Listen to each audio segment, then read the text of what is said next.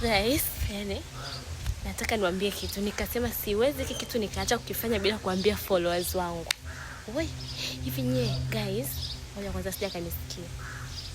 Guys, ina maana kweli in real life kwamba unaweza ukamwona sijakaja, unaweza ukamwona mtu kwenye maisha ya mtandaoni, kumbe pia na kwenye maisha ya uhalisia ni hivyo hivyo.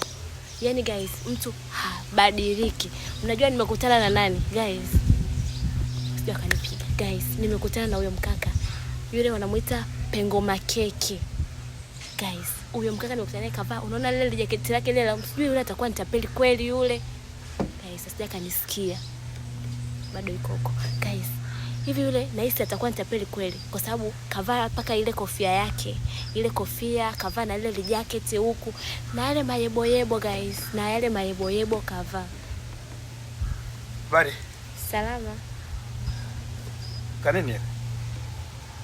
Najirekodi tu.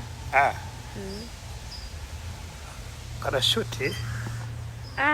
Ndio. Ndio kweli kana shoot ndio. Tupate selfie hapa pamoja. Sawa. Sawa. Umeisha.